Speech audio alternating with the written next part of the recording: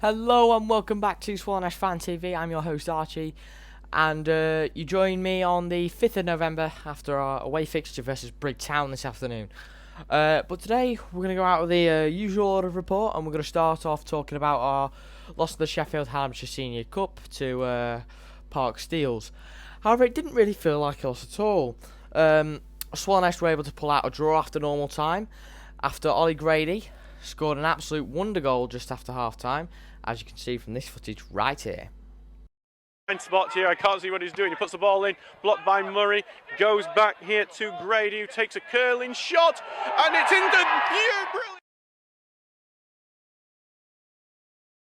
And it's into brilliant goal from Swanesh to take the lead. It is absolutely fantastic from Grady. You can't dismiss a goal of that quality. And now they take the lead. It's 1-0 Swanesh. Now, wow, what a goal that was by Oliver Grady on his return to the Swallow Nest. 25 yards out in front of the home end, and you could see exactly what that meant to him, all the players, all the staff, and especially all the fans. But sadly enough, Stocksbridge Park Steels would equalise later in the 60th minute through Ife Ofuigbu. So the Swallow Nest would be dragged out to penalties, and this is how it went.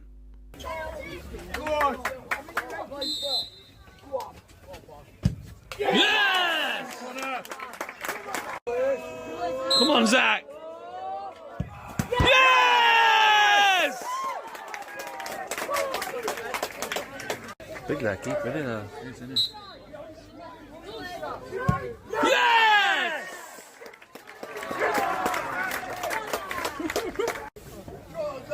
No. Don't lean back. Oh. Ooh.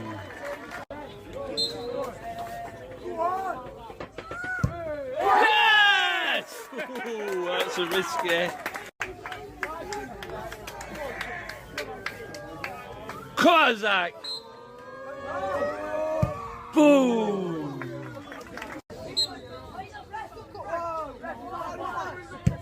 Oh!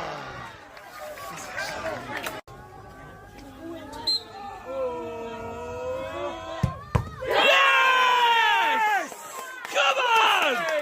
Come on! Foot winner. Oh! Good run up. Oh! Oh! Don't lean back. Jam it back. Ah well, that sadly put Swallow Nest out of their third cup competition of the season. Those being the FA Vars, the NCL League Cup, and now of course the Sheffield and Hampshire Senior Cup. But Archie, why can't the Nest take this result as a defeat? They ended up losing, normal time or not, and they're out of another cup competition. Well, I'm about to explain why the players, and even us fans, shouldn't consider this game as a loss, despite the final result. My first point is that Stockbridge Park Steels are in a much higher division than us, and to be able to confidently hold a draw against such huge opposition is extremely promising, because if we can hold on to draws against likes of bigger clubs such as them, there's no reason to say we can't pick up points against the likes of Campion and Retford, who we play very soon. On to my second point, players such as Zach Walker believe that they played the performance of their lives last night, and so do some fans. To quote Brad Hasted on Twitter, massive performance from Swallow Nest tonight against Park Steels. Got to be pushing for promotion this season with performances like that.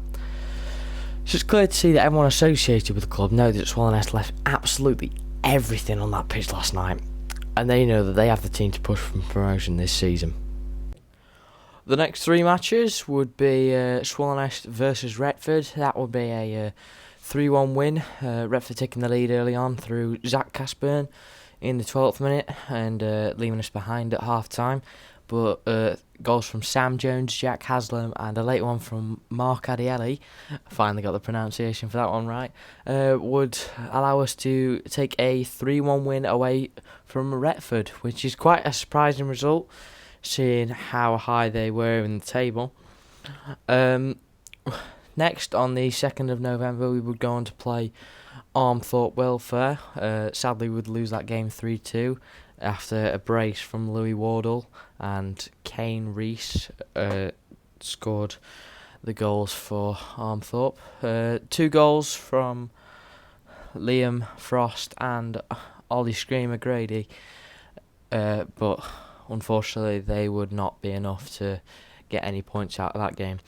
And obviously today, the game versus Brigg Town, Scott Phillips would score early on from the penalty spot, and Joshua Batty would grab a second for Brigg Town before Liam Frost would get one back for Swallownest just before the end of the game.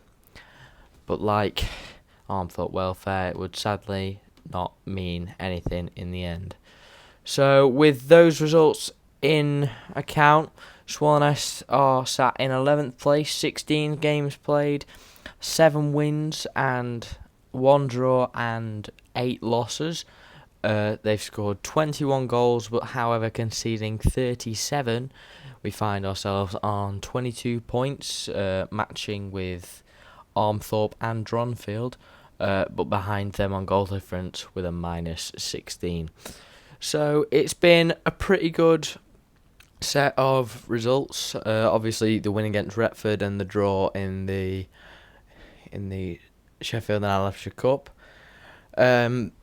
Unfortunate to lose against Armthorpe and Brigg, but they are 2 teams that are higher than us as it stands. Brigg obviously in a playoff position, and I think the win against Retford will obviously it's quite a massive result, because it's something that we obviously needed, and it's something that we obviously deserved after that draw in the cup against Stockbridge Park Steels.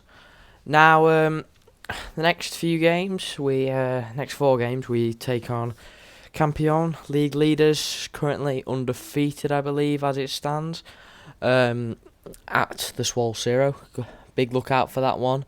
On the 12th, we'll be making our way down for that one, and hopefully being able to get some footage for you. Next game on the 19th, we take on Nostell Miners Welfare away from home. That is a 3 p.m. kickoff instead of a 2 p.m. one with the Campion game. And that is on the 19th of November. Week after, we play Dronfield Town at a 2 p.m. kickoff. That is on the 26th of November in the league. We take on Dronfield at 2 p.m. And then on the 3rd of December, moving towards more of a Christmassy game, on the 3rd we play Worcester Bridge Athletic with a 3 p.m. kickoff away at Worcester. So I believe that's all from me. Not much more I could say about the results. I think we've done very well. Unfortunately, only picking up 3 points out of the 9 we could have got, but some of the results have been very positive, seeing as where the teams we've been facing obviously are, especially with Stockbridge Park Steels being a few divisions above us. So yeah, I'm very excited to obviously go to the Campion game, and I'm also very